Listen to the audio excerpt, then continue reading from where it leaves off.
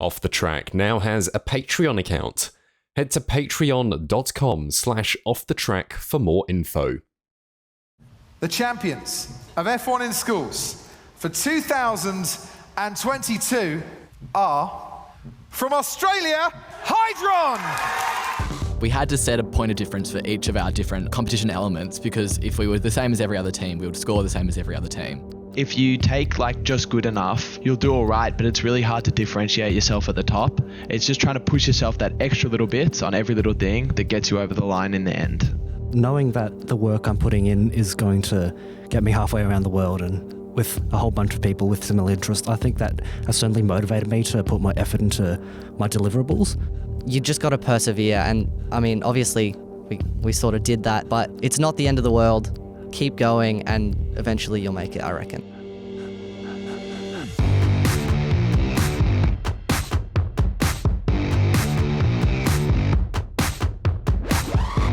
Hello and welcome to this episode of Off the Track. My name is Peter and today I'm joined by Michael Walker. Hello. Jesse Stevens.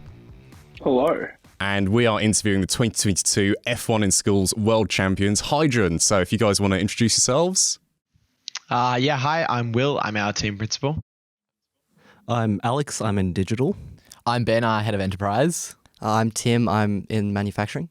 I'm Andrew, I'm head of engineering, and also not with us here today is Alistair, also part of an engineering team. So you guys came from three teams, I think we discussed. Were you guys friends before you started Hydron, or how did that kind of happen? Yeah, so we came from three teams, AX, Ultravelocity, and Sato. So AX and Ultravelocity were the initial two first ones. We were competing in development class state finals in 2019. So at the state finals in 2019, I guess we saw each other as more of competitors than friends back then. But really, as soon as AX or Ultravelocity failed to make it to nationals, and then as soon as it was clear that AX wasn't going to make it to Worlds, we sort of just got together and planned the future of F1 in Schools journey. And Sato started the next year, 2020, and they joined when Will and Alistair are from Sato, so Will joined us for the 2020, when was it? 2020 nationals, no, 2020 states, and Al joined for Worlds. Sato was just another development class team that we brought on as for our World Finals.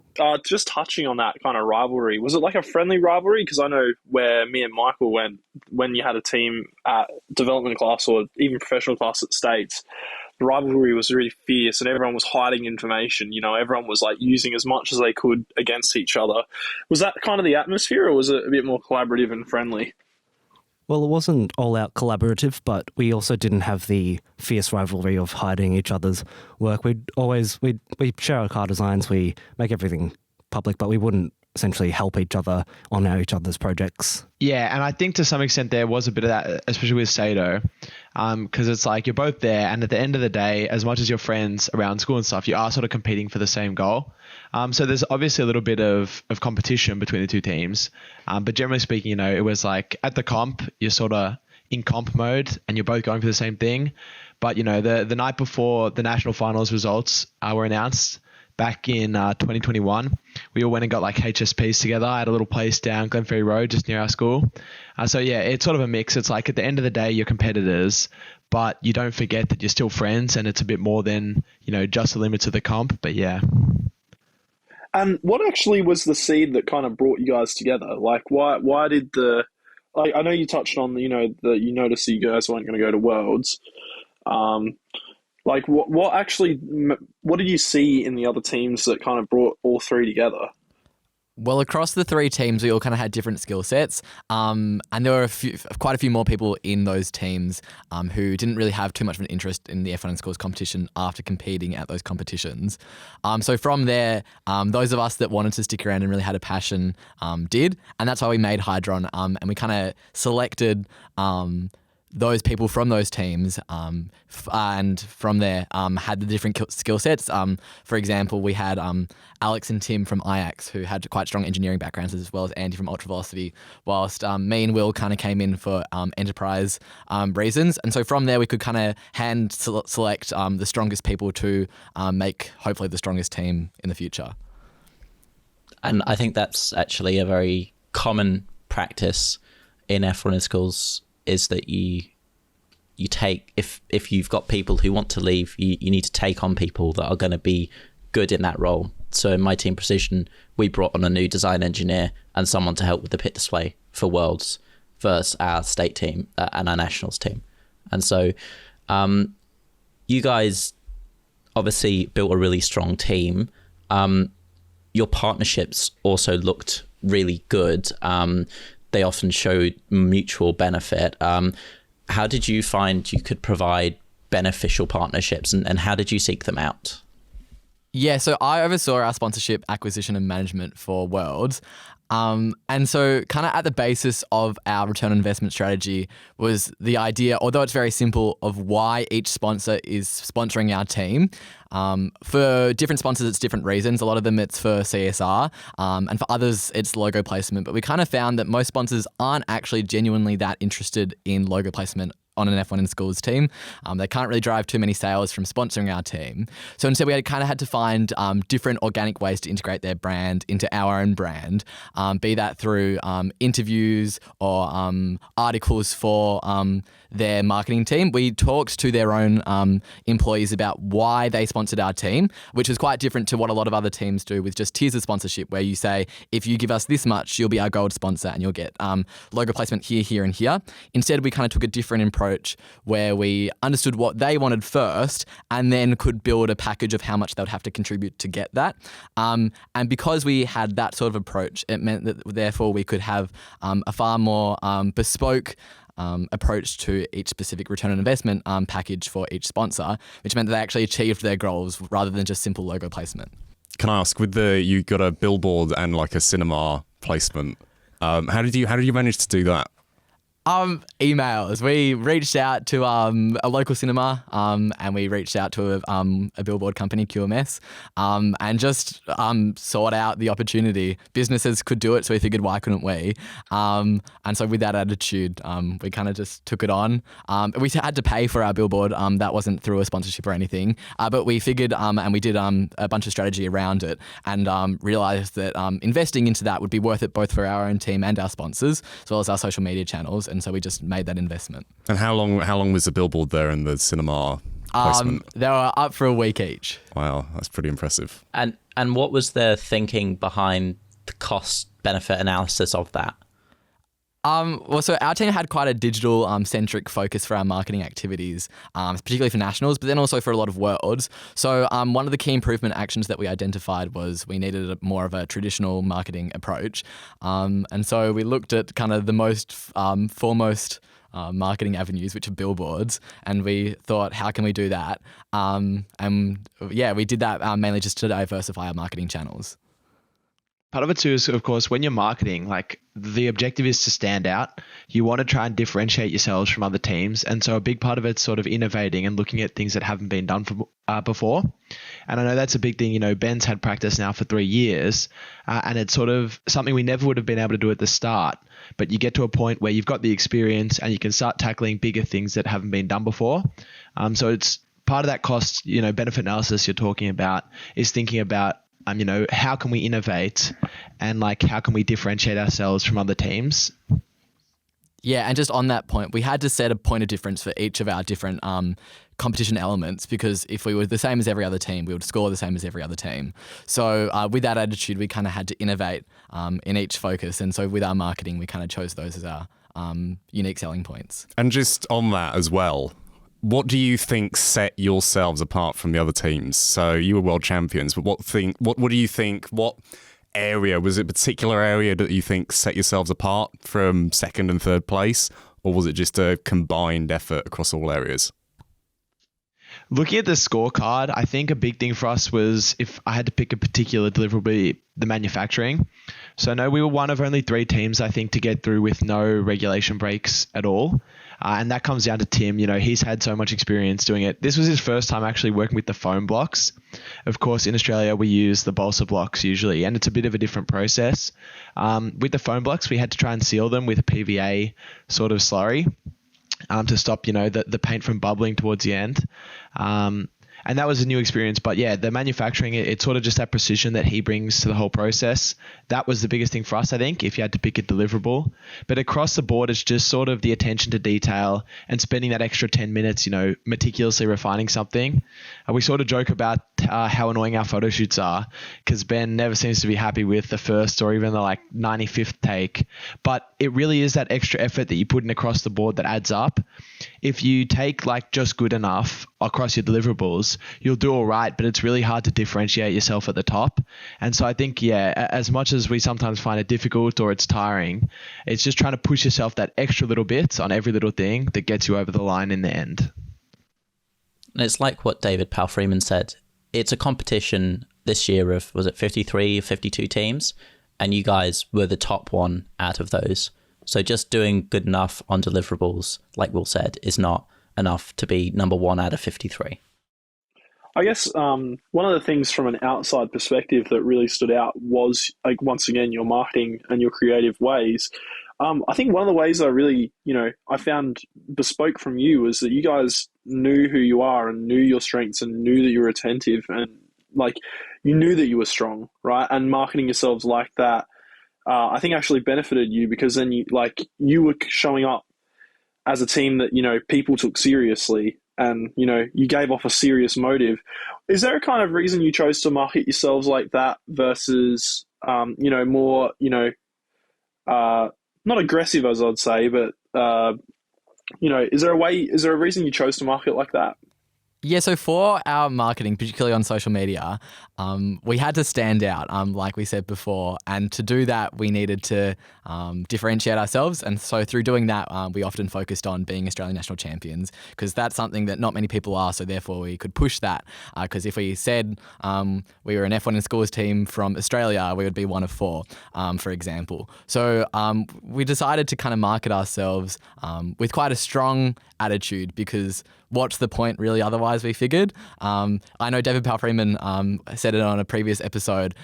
Teams always write in their portfolios that they're aiming to make the top 10, but he doesn't want to hear that. Every team should be aiming for number 1. And so we figured we may as well reflect that as well in our marketing, because if we didn't sound like we were taking the competition seriously and ourselves seriously, why should anyone else?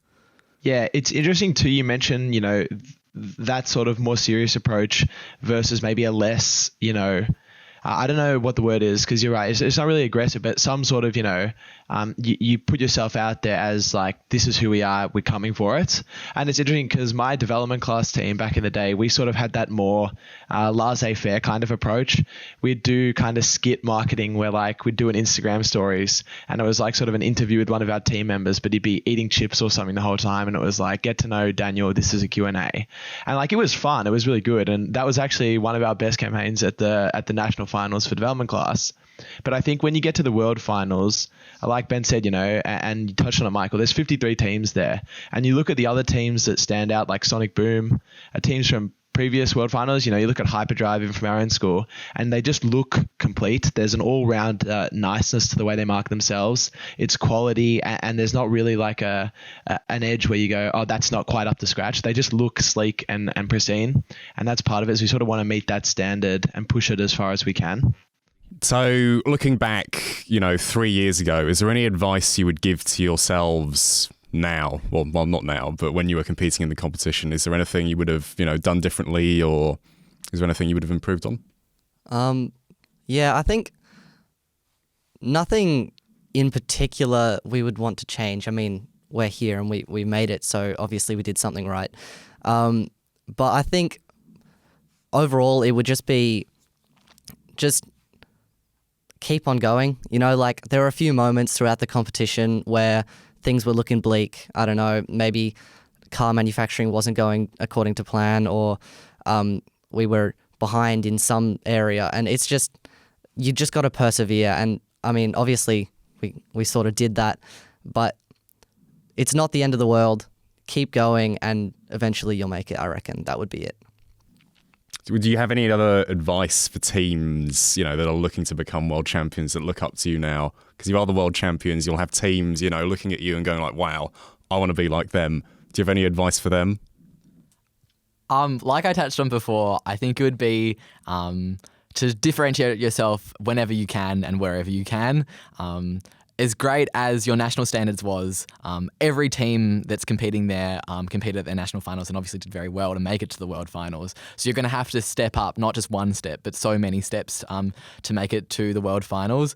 Our teams went countless and countless all-nighters, like I'm sure many teams did. It's just putting that extra effort to come up with those extra ideas. And if you think that you kind of expended all your energy at nationals, you're going to have to think even bigger and come up with even more crazy ideas and push the boundaries even more to be able to succeed at Worlds. Yeah, that's right. Like, nationals to worlds is a huge step up, as you guys would know. So yeah, no, that's very good advice. And we're saying nationals to worlds is a huge step up. And we're saying that in the context of the Australian competition, which, in maybe the similar to Greece, Germany, and the UK in terms of how the level of competition, but some countries don't have that level of competition. And so the gap is even bigger for them. Will, did you have something? Yeah, I was just going to say, I think a big part of it too is investing in sort of your knowledge in your particular discipline and trying to better yourself in terms of the skills really early. I think that's something that helped for us at the World Finals is even when, you're running behind schedule, if you've put in hours, and I'm in hours in advance, getting to know your area really, really well, I think you're much better prepared to pull everything together when it doesn't. Most of my project management knowledge I sort of acquired at previous competitions, right? It was the national finals, and you sort of do this reading in advance. I'd recommend if anyone's doing project management, I'm sure David Pell-Freeman's mentioned it, but the project management body of knowledge, the PMBOK books, if you flick through them, there's some really, really good information that can sort of take your project management knowledge to the next level. But it's getting that early. As soon as you start the competition, I think you should really be spending time learning as much as you can about your area. If it's engineering, learning about the CAD, learning about the CFD, because once you acquire the skills, actually executing and writing the portfolios becomes easy. It's really difficult to put together a good portfolio and a good project if you don't have the skills. So that'd be my piece of advice, I think, is as early as you can, just Google things, watch tutorials on YouTube about your role in the team. How can you increase your skill set? Because that's what will pay off later on. I think that's a great point that Will raises. In our World's effort, we learn all our CAD in the first month, and then we didn't have to do anything above the CAD that we'd already learned in the next 6, so we could actually focus on doing the design work. So I think in every discipline, you have to know what you're doing early on so you can actually execute properly. Because you guys have had a very long time to execute now, right? And if you were learning all the way up to a month before the competition, you guys wouldn't have been as successful as you were. Yeah, no, exactly. You sort of have that knowledge to build off. Our engineers have been doing it for 3 years now. That's a long time to acquire the knowledge. But, I think you can get a fair bit done if you go in early. And like you said, learn your CAD programs, and then the work just follows from there. And having that kind of knowledge also opens up a lot of different avenues for you. I know that when problem solving things in any area, if you don't have enough knowledge to know what options are open to you, then you might come up with a solution, but it's not going to be the best. It may not be the most efficient use of your resources, especially in a kind of engineering setting. And so getting that initial jumpstart with your education on your area is very valuable. But I also think that you're going to keep learning. When you do things, you will make mistakes, and you still need to learn from the mistakes that you make. So definitely start with that jump start of education, but you're going to learn throughout the process, and that's the point of the competition. Obviously, I'd never used foam before, but I have had plenty of experience with 3D printing and assembling and all of that. So I used prior knowledge to help me with the thing I was learning at the moment. And it was the combination of those two, as you guys were saying, which was sort of what brought it together. If I was also learning the best way to assemble my car, the car, whilst learning how to manufacture the car out of foam, it would have been like a lot more difficult. So, and also having help from other team members, it makes the learning less of the pressure. You can sort of spread out the load and everyone works together. Yeah. And I suppose, did you work with your industry contacts as well to learn how to manufacture those things and gain those skills as well? Yeah, certainly. So our sponsors for 3D printing, O3D, they helped us a lot with learning parameters around 3D printing in like at an industry standard, and how to produce things like to a high quality, and all of that knowledge that they have, when they gave it to us, it sort of helped with the whole process. Yeah. I was going to add, it's really interesting just on what you were saying, Michael, about, you can learn, but you'll encounter problems and you can use your knowledge to try and solve them better. I think manufacturing is a really great example of that. Obviously, Tim had the skill set, but there are some things you just can't stop from going wrong. We've had our fair share across competitions of, ordering parts and they come back just completely wrong. I know we ordered wheels one time for national finals and they just weren't concentric, the axle holes, and they were completely off, and it's a curveball and you can't really do anything about it. But when you understand the process, you understand what went wrong with the lathe, you can make the adjustments and you can fix it. So yeah, it's certainly a dynamic process, learning, and you can't expect to get it all right the first time.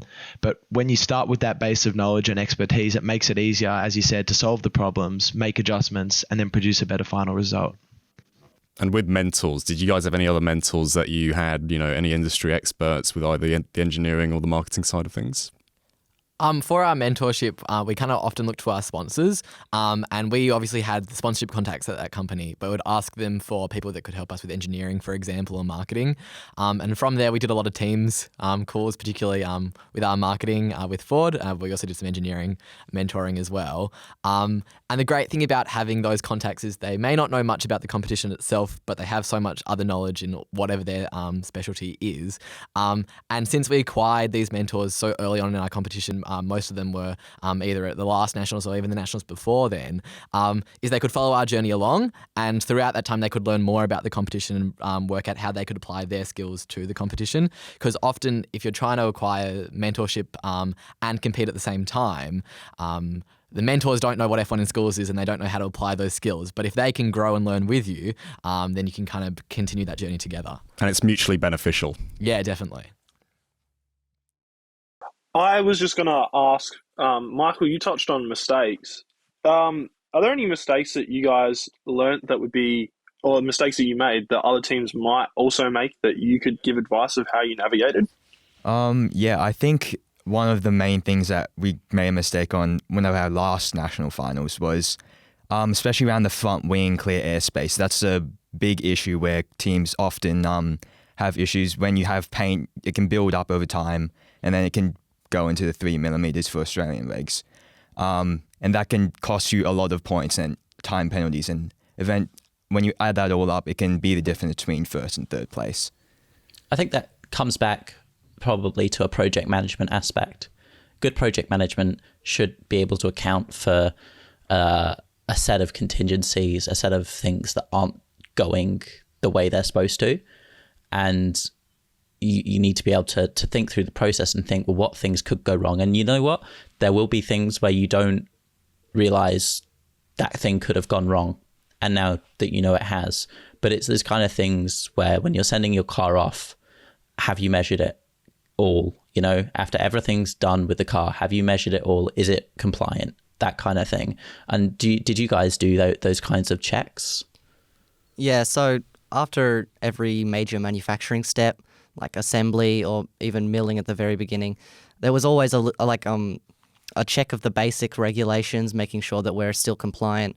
And then later throughout the process, that became more and more refined with our checks, scrutineering just with everything to make sure it's all up to scratch. And that way, if there was something wrong, we could fix it in the moment, not a lot later. And I guess that helps a lot with keeping everything on track.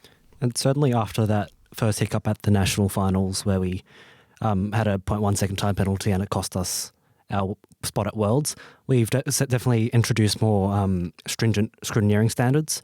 So after that competition, we've never broken a regulation that we didn't intend to break. And yeah. Yeah, I was going to say on Jesse's thing, I think the most tangible mistakes that you'll make as a team are related to the car.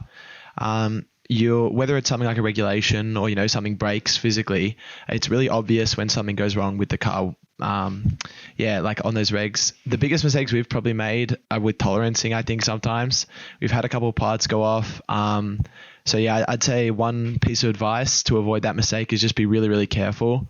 Talk to your partners, discuss the types of tolerancing that they can achieve, because the last thing you want is to order your parts, perfectly scheduled so that you've got just enough time for manufacturing and you get them and they don't fit on, or they're not thick enough for the regs. So I'd say tolerancing is a big one in terms of mistakes we've made. And the other one is just start the project early. It might seem like you've got a lot of time, and I think that's a mistake that I personally made running the folio. You think, I've got 3 months, it'll be all right. The comp's so long away, and then it gets to 2 and you're like, 2 months, tons of time. And it just creeps. Get started earlier. As someone who procrastinates, it's a big thing, but just start. Once you make a start, it's all right. But yeah, I just say start early rather than late. And Will, can I ask on portfolios, how late do you submit or how far from the deadline did you submit your portfolios? Yeah, look, the portfolios were right on. It was like we were working to the deadline. I went over to Ben's house. We were going to add the final touches. They'd all been written. And I was like, yeah, all right, Mum, pick me up 6 p.m. It'll be all good. We will submit it by then, about 24 hours, before the deadline, no problems. And then, 7 o'clock rolled around, 8 o'clock, 9 o'clock, 10. And Mum, of course, she's like, I'm not picking you up, am I? And I was like, nah, it's going to be right down to the wire. So we submitted literally a couple of minutes before the deadline. We got everything in. It's not an advisable strategy. It was sort of staggered. So the enterprise folio had been done for ages. That had gone through all the checks. Project management folio was much the same. Engineering, I think it tends to be the last folio done because you got to wait for the car to be finished, before you can write a lot of it. We got everything on time, so it was all right in the end. But yeah, definitely start early because we pushed it a little bit. And you guys, Will, you mentioned tolerances and things like that. In engineering, there are a lot of concepts that the average person doesn't think about. Tolerances and the addition of tolerances, from what I've seen of engineering, is probably one of them.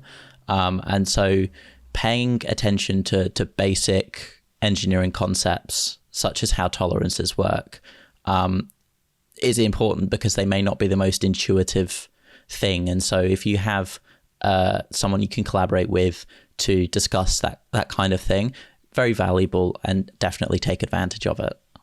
One of the biggest tolerances that really can be like where catch teams out is they might even leave like half a mil or a mil for the length of their car, but all the parts slowly need, like, say your front wing, your rear wing, and your body are all out by 0.5. That ends up being an aggregated penalty. And you get teams like Aurora and teams where their cars end up being like 213 millimeters long, when they've given themselves enough tolerance in an overall sense, but because they haven't accounted for different types of tolerancing, and they've only accounted for, one overall tolerance. So you got to make sure that everything is tolerance, everything is designed for manufacture, and everything in the manufacturing process doesn't skew slightly, because they aggregate really quickly. Yeah, 100%. And it seems like a basic thing, like Michael was saying, of course you just add 0.5 tolerance because you've done it everywhere else. But like you said, you got to think, what else is going to affect the dimensions on this part? Is it going to be thrown off by this joint here? And then think about that. And yeah, it seems basic, but you definitely need to pay attention to it. Get the fundamentals right. And it's a very unintuitive thing, because you think one part has a 0.5 tolerance and the other part has a 0.5 tolerance. But if each of them are at the extremes of their tolerances, you've suddenly got a 1 mil gap between those parts or something. And so it's highly unintuitive to someone who's not thinking about it. And so, yeah, I suppose this is probably the easiest example for us to show where knowledge is essential, but it's across the spectrum, across the entire competition. Yeah. Peter, did we have some questions from Instagram? We do. So we put out a question on our story earlier on, and you guys have sent through some questions for Hydron. So one of the questions we have is, what has the biggest challenge you have faced, and how did you overcome it? Silence. No challenges whatsoever. All flawless, all perfect. To be honest, for me, biggest challenge is probably staying motivated. Obviously, we had a long time to prep with the way Worlds was, kept getting pushed back.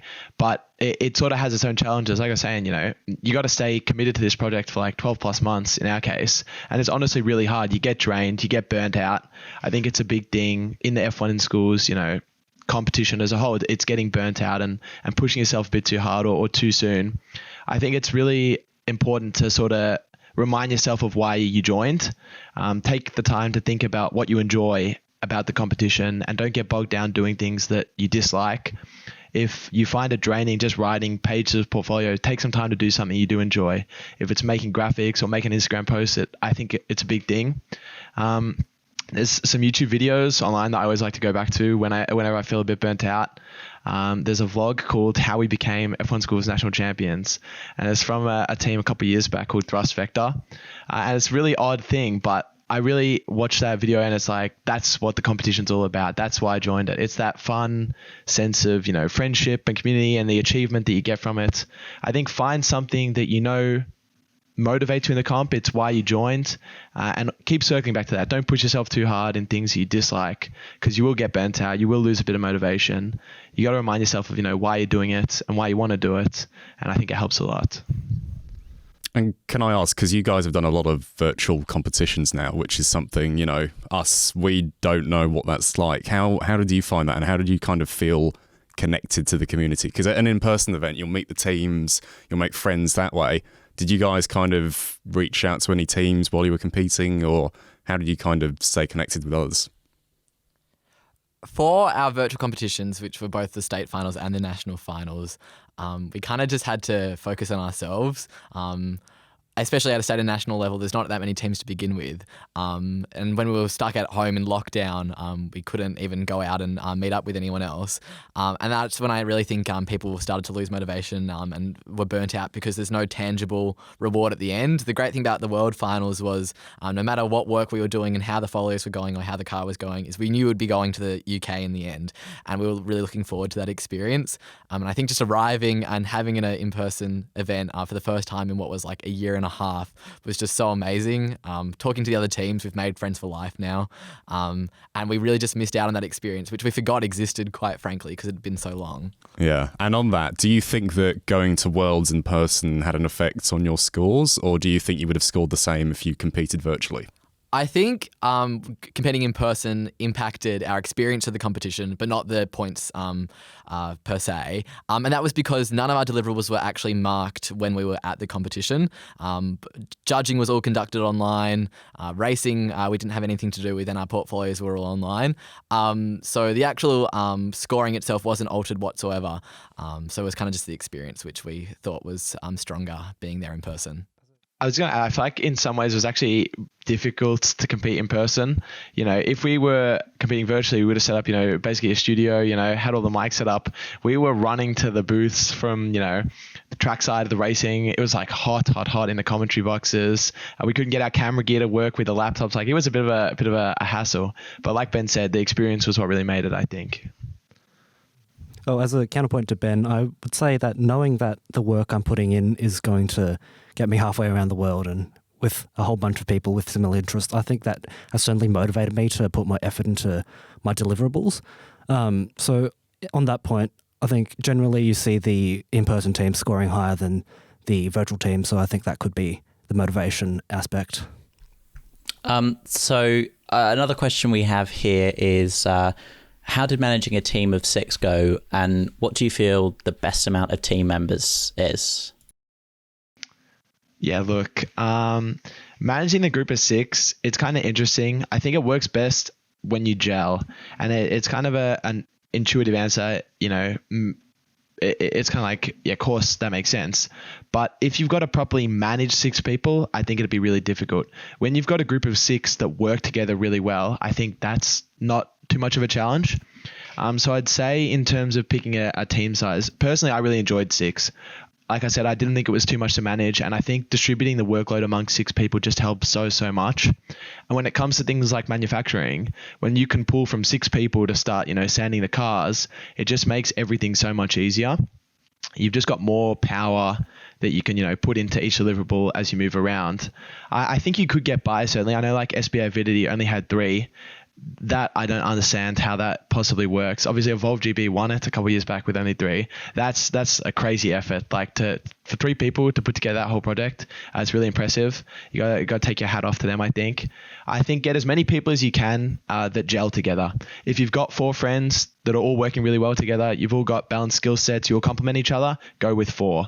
Personally, I think it'd be really difficult with 3, so I'd say maybe 4 plus, and as many as you can up to 6 before it stops gelling.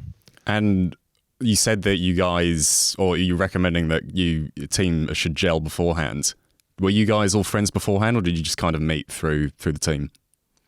Well, because we all already knew each other, because we'd all been competing in other teams, so it sort of just worked out. We were spending lunchtimes together almost every day in the D&T lab. Even if we're working on different projects, we're working together in the same space, and I think that meant that when it came to forming one team, we already knew how each other worked, when each other worked, and like what each other's specific areas were. And it just made it so it was a lot easier to get started, get straight into the project, And even though we might not have always been necessarily friends coming in, like Alistair and Will joined our team a bit later on and therefore weren't able to be part of the original team, we had a great level of respect for the work that we'd seen them do.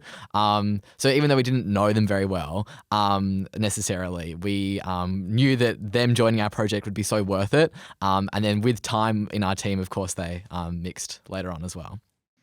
Yeah, I just want to add, I think being friends is a big part of it. Like when I say gelling, that's sort of what I mean. You want to be friends with these people because there's going to be times where, you're up really late, you're pushing yourselves, you're driving each other crazy. But if at the end of the day, you can look at each other and you're friends and it's all good, it just makes it all worthwhile. I'd say do stuff with the team if you can outside. Like don't just keep it strictly work. That was something particularly in the virtual competitions that I found difficult, was like you only spoke to do work. The only time you ever interacted was to do work, and it sort of saps it out of you a bit. Do some fun stuff, whether it's going to get HSP or doing a Macca's run on a manufacturing day before the comp. It just makes it a bit more fun, and it makes, I think, the team morale a bit better. And how did you guys do that? And how did you do some like team bonding? Did you do any activities together, or how did you do that?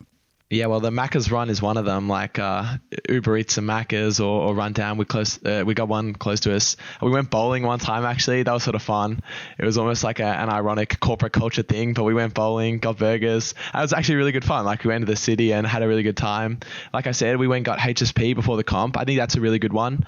Once you've all submitted, even if things haven't gone to plan, you're not exactly happy. It's like, this is what we've submitted, this is what we've got, this is what we're working with. Like, let's make it happen now.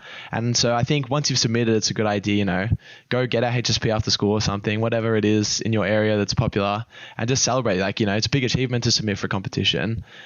Make sure you all feel proud of it, support each other, hype each other up, and that's a big one. Get around each other. Like, you're obviously working with some pretty cool people who are pretty good at what they do.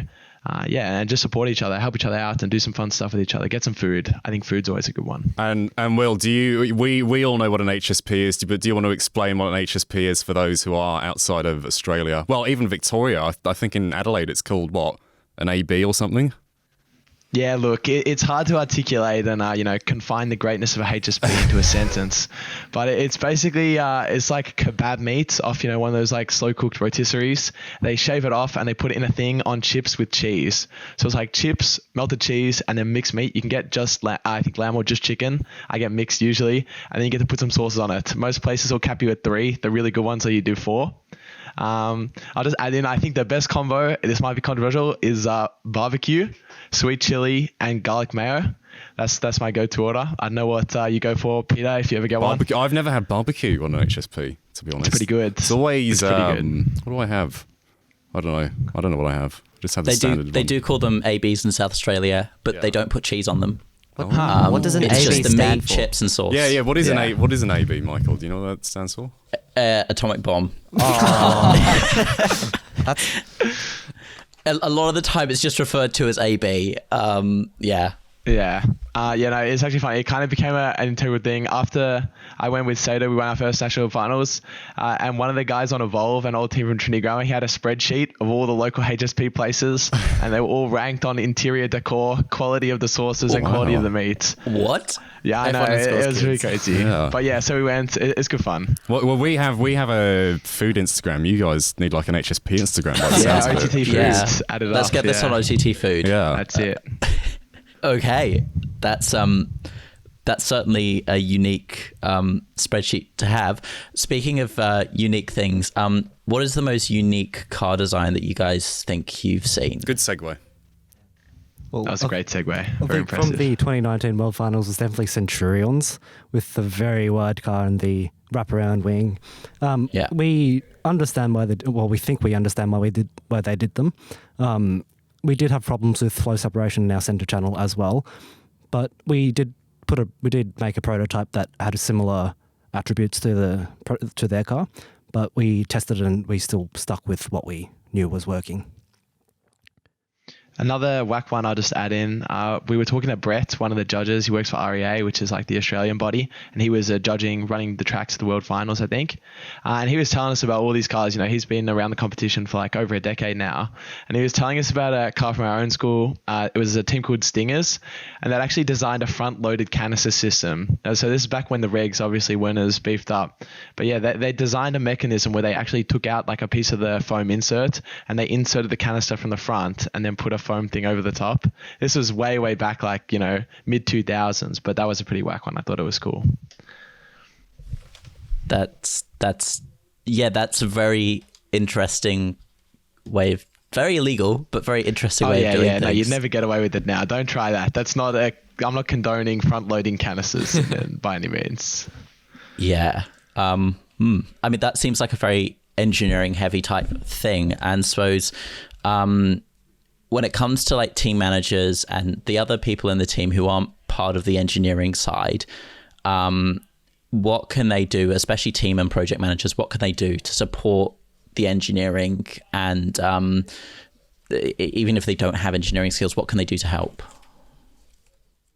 Yeah, okay. Like, it's a bit of a cop-out answer, but I think one of the first things is try and learn. Obviously, you don't have to be, super interested. I don't understand half the stuff they do on CAD, but speaking to them and trying to learn a bit about what it works, at least to a basic degree. I'm not talking like studying aerodynamic principles or anything, but, learning about the different parts of the car at the very least, why some of the materials you're using need to be the materials that they are. I think understanding those sorts of things helps you help them. It makes it easier to justify why you're buying certain materials, you're doing certain things, 3D printing, whatever the processes are.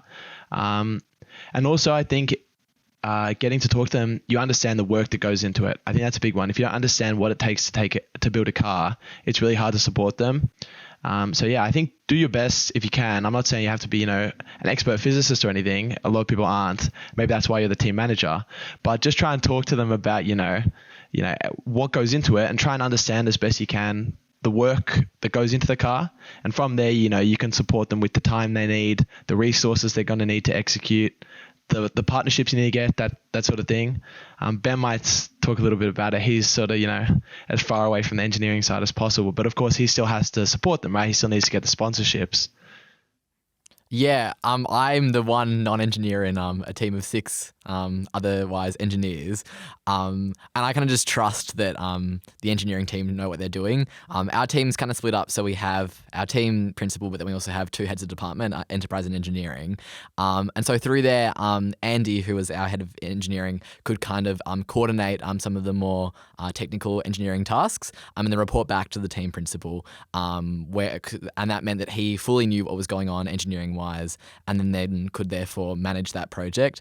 And for managing sponsorship and all that for an engineering project, I would talk to the engineering team, and they could dumb it down for me and work out exactly what I need to do for them. But otherwise, I could just trust that the engineers knew how to engineer.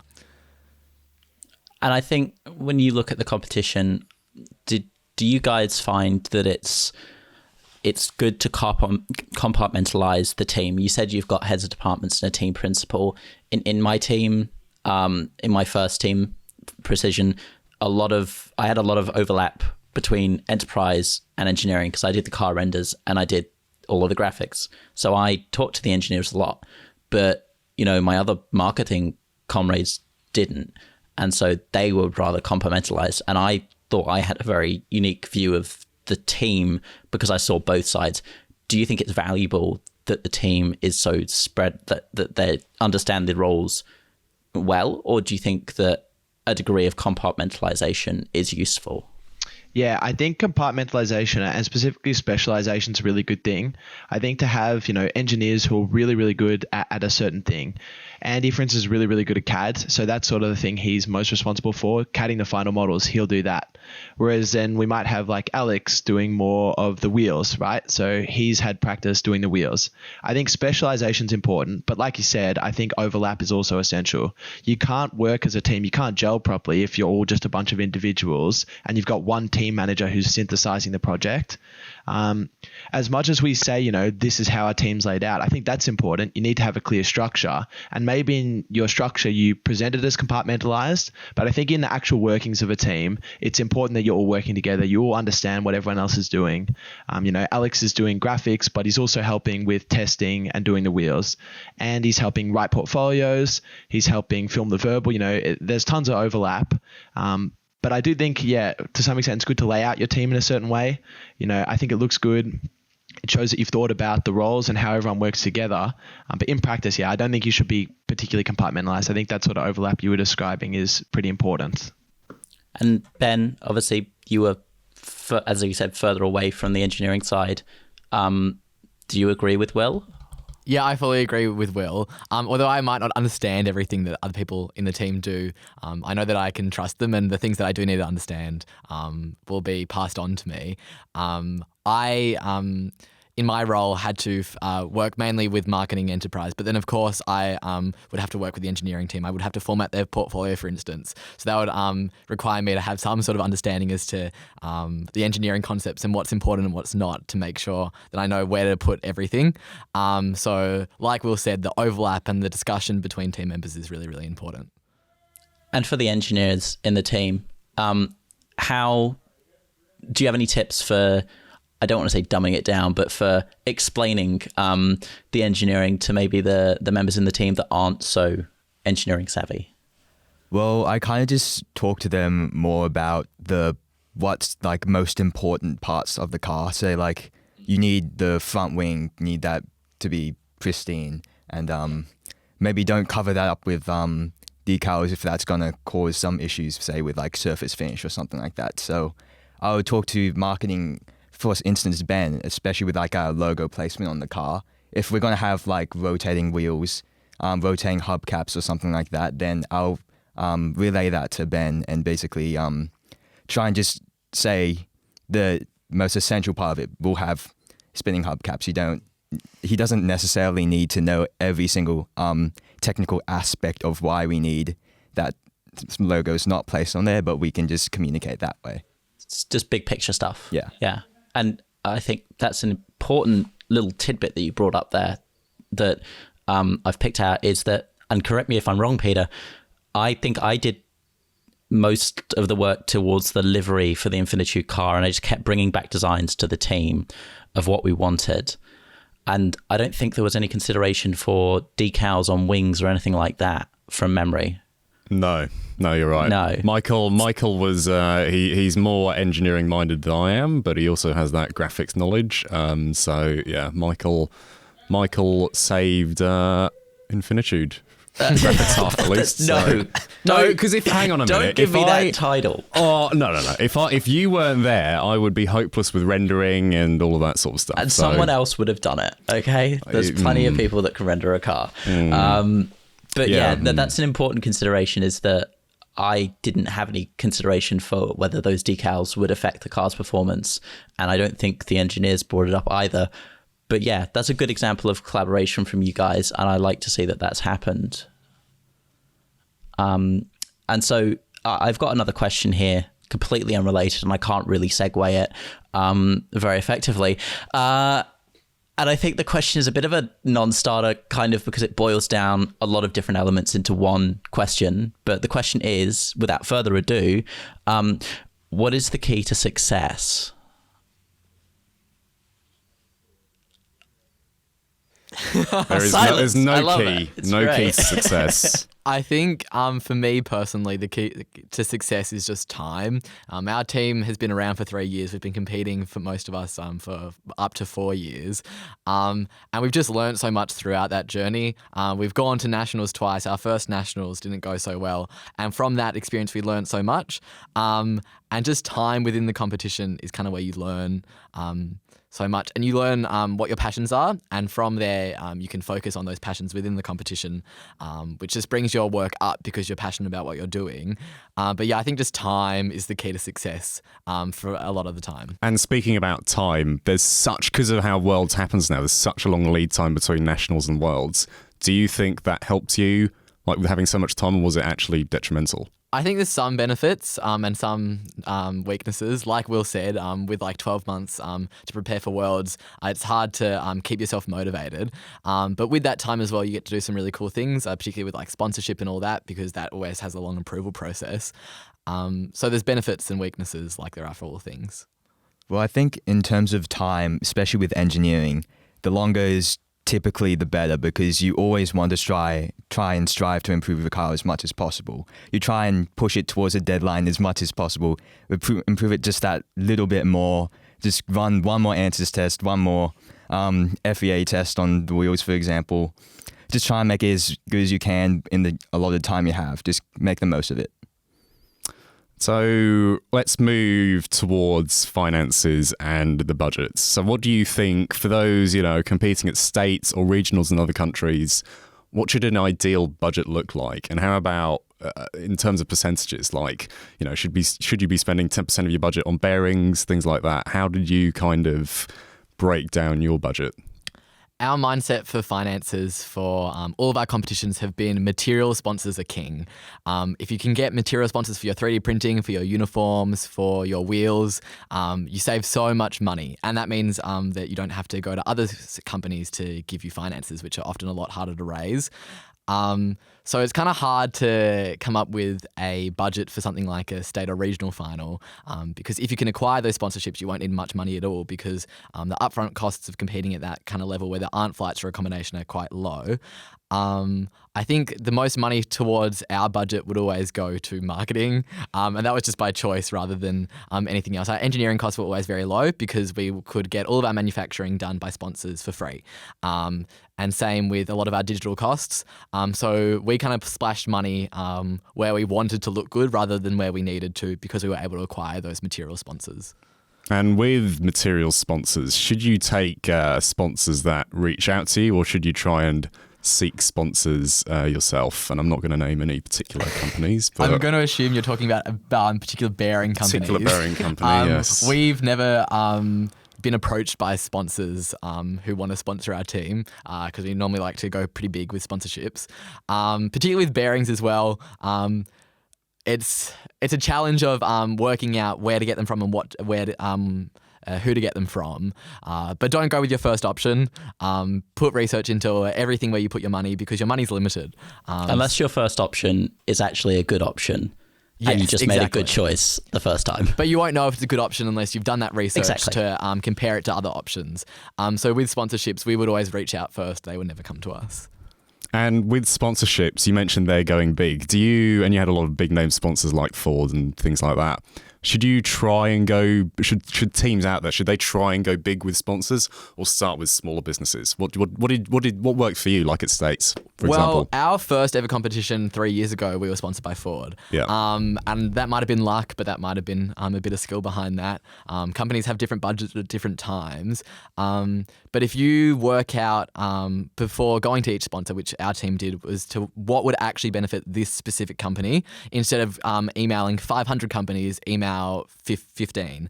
And if you have unique proposals to each of those sponsors, they'll be far more likely to actually come back and create a discussion first, which often leads to leads and sponsorships. So you may as well go big. Our team did starting off. We also started with some small companies, and you can kind of build your way up. But you may as well try and be ambitious if you think you can. But small companies are always also the way to go at a lower level. one thing I just add on that too, part of that, what he was talking about, finding companies and making sure the connection's there and that the companies can see the connection. In our prospectuses, we always had a page that was like Hydron X, the company. And it was something simple as like we'd render their logo on our wheels. So it was basically a livery-free car with, say, the Ford logo on the wheels. And you put in that extra little bit of effort. It's just one page per prospectus. But instead of just sending, a generic email out to 150 companies and hoping that some of them respond and decide to sponsor you, show them that you've put the thought in and that you really appreciate the company, and they'll be more interested, I think, in establishing an actual partnership. Ben spoke about, particularly our partnership with Ford. It takes a lot of effort. Ben puts lots of work into actually maintaining a partnership. It's not just a sponsorship acquisition where they send him some money and he puts the logo on the wheels. It's maintaining, fostering, and actually creating this relationship that you can build upon. So I think it's, like you said, it's a really important one. I'd really emphasize is like focus on particular companies, make them feel like you actually care. You're not just spam emailing them. Yeah, and I like that render idea, because once you've set up a render and you've textured a car, from my experience, it's a 2-minute job to add a sticker to the wheels. And even then, if you've already done it once, you literally just replace the file and maybe change the size a little bit and it's done. So that's a really easy way to personalize it that doesn't take very long. And I think it shows a big impact. I don't know, Ben, Will, you agree? I fully agree. And I think on top of that, you can come to companies with specific ideas for that company. For example, when we approach car sales, we can say, you can sponsor and power this section of our pit display. We'll do this for you, powered by car sales. This is what it's going to do. And if you say, and if it makes it sound like you've put in so much effort to that one company and given them specific, tangible things that they'll get in return, it's a lot more than just simple logo placement, which it sounds like you've sent out to lots of different companies at the same time. And I like the focus you guys have shown on personalization and sponsor relationships, because I think a lot of the time in the competition, sponsors can sometimes be boiled down to, they give us stuff, we put logo on car, and that transactional relationship. And I think that's a very basic way of looking at it. And I love that you guys have done such a good job with your sponsorship management. I said that I've loved things about your sponsorship. I want to say that I've loved something about your engineering as well. So what do you guys think is probably the most innovative part of your car? Well, on our nose cone, while to the naked eye, you may not be able to see it too visibly. On the outer edges, we try and make a convex outer edge where the front wheels are, which transitions to a concave inner. So that essentially has the purpose of redirecting airflow towards the center of the body work before it hits the front wheels, reducing the aerodynamic drag caused by the front wheels because less air is hitting it. And then because of the convex nature of the body as it transitions down the car, the airflow is then redirected over onto the side components on the side pod. Therefore, you reduce the size of the wheel wake behind the front wheel and reduce the drag produced by the front wheel, because we found the front wheel takes up around 50% of the overall drag of the car. So we want to get as much air away from that as possible. Right. I'm looking at your car at the moment. The render on your is this your world's car that's on your website? That's or is this your national? That's our nationals car. I was haven't yet gonna updated it. Okay, so so you guys found that was effective in CFD, or? Yeah, I believe the drag change was 11.27 or something like that in the reduction in drag. So that's quite drastic from what we found.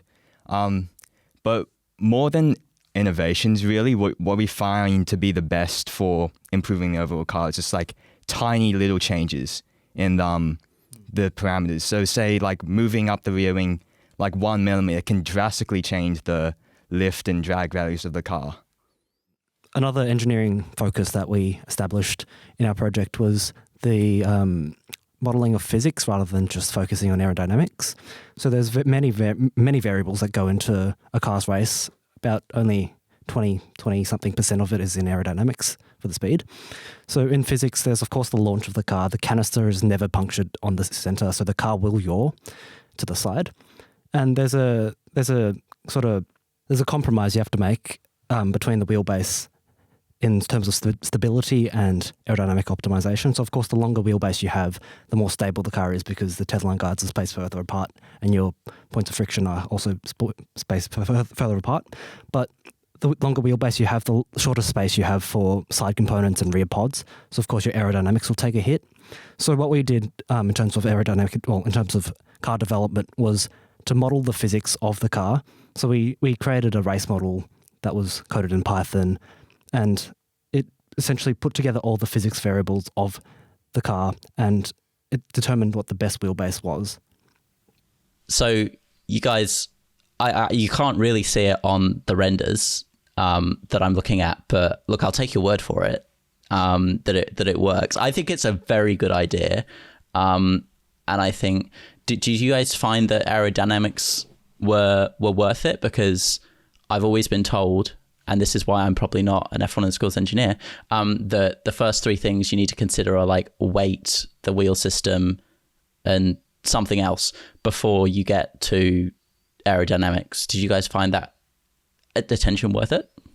Well, when we did our race model, we actually found that mass was one of the biggest contributors. But as we developed our car, we found an easy way to minimize the mass, which involved pockets underneath the side pods and rear pods.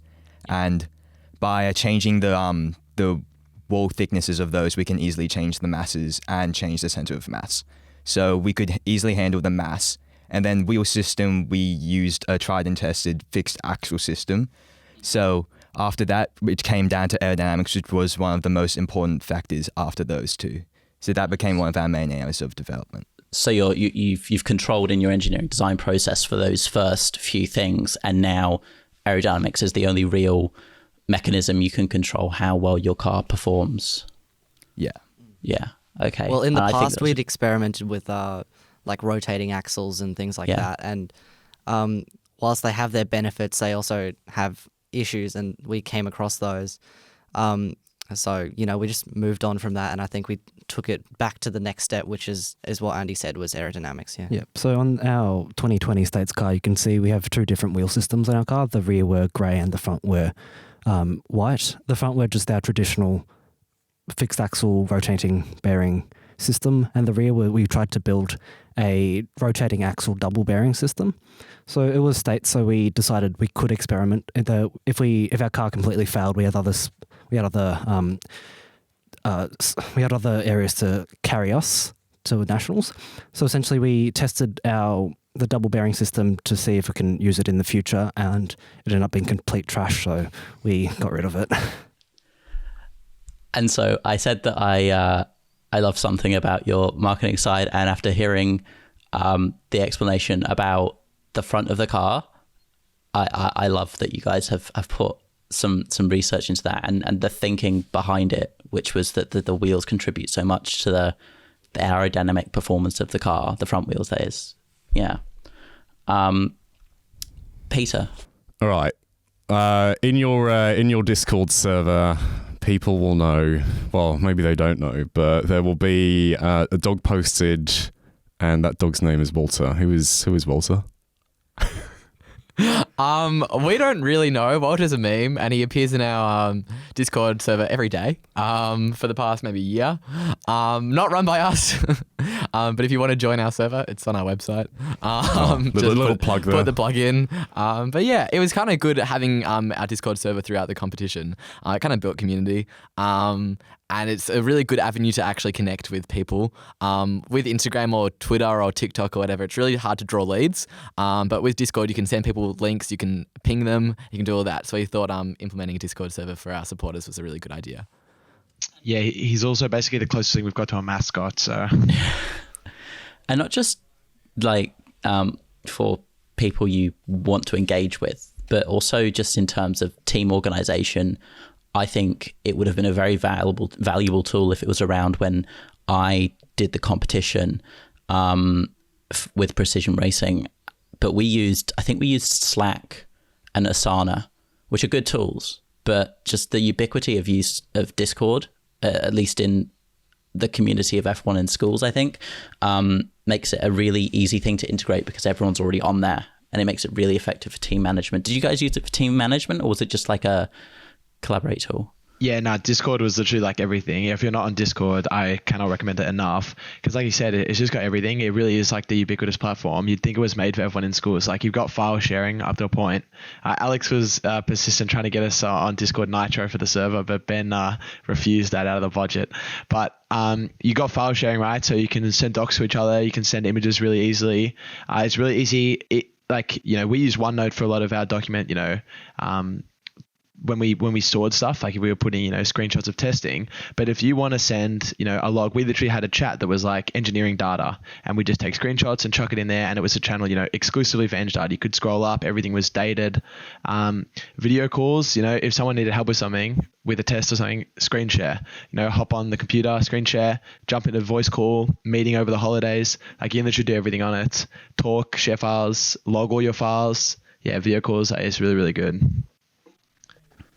And so I think that was actually far more educational than I suspected the Walter question was going to be. But I don't think we have anything left to add, do we, Peter? No, we don't. So I think before my camera battery dies, let's wrap this up. Yeah.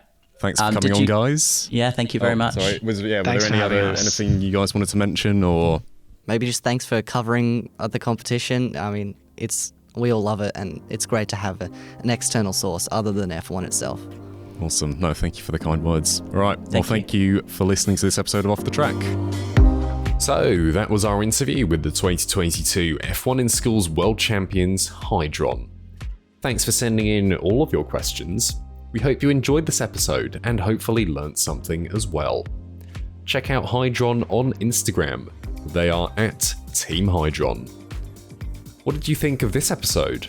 Send us a DM on Instagram. We are at Off the Track Podcast. And if you enjoyed this episode, leave us a 5-star review on your podcast app. Thanks for listening to Off the Track. We'll see you next time.